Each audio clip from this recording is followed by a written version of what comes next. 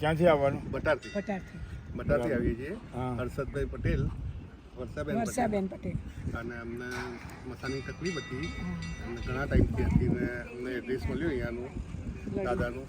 Bleeding બી થતું હતું નહીં થતું હતું, પણ તાવીજ પહેર્યા પછી ઘણો જ ફરક છે અને ઘણી રાહત થઈ ગઈ છે દાદાના. એટલે આપને પણ પાયલ્સ હતા? હા, મારે પણ હતા.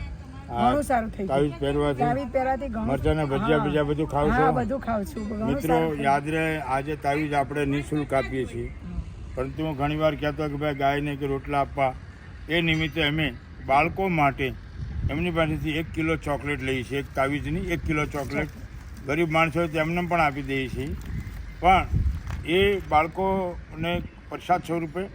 અને તાવીજ ગમે તેવું હોય છે, પાયલ છે, ભગંદરી છે વગેરે. 100 કેસમાં કદાચ એક કેસ સારો ન થઈ શકે, પણ 100% રિઝલ્ટ છે. આવા અસંખ્ય વિડીયો અટલ આશ્રમ સુરત યુટ્યુબમાં મૂકેલા છે. મિત્રો આપ જુઓ. અને મારી એવી ના નથી કે તમે ડૉક્ટર પાસે ડૉક્ટર પાસે પણ જાઓ, ખાલી ટ્રાય કરો કેવું લાગે છે. અમે તમને કહીએ છીએ કે 100% એનું રિઝલ્ટ છે. પાઇલ્સના ઓપરેશનથી તમે બચી શકો છો. અમને ઘણી રાહત છે અને ઘણું સારું લાગે છે દાદાના આશીર્વાદથી, મહાદેવજીના. ચાલો ચાલો, અમારી અટલ આશ્રમ સુરત યુટ્યુબ છે, એમાં વિડીયો તમને જોવા મળશે. હા, અટલ આશ્રમ. હા.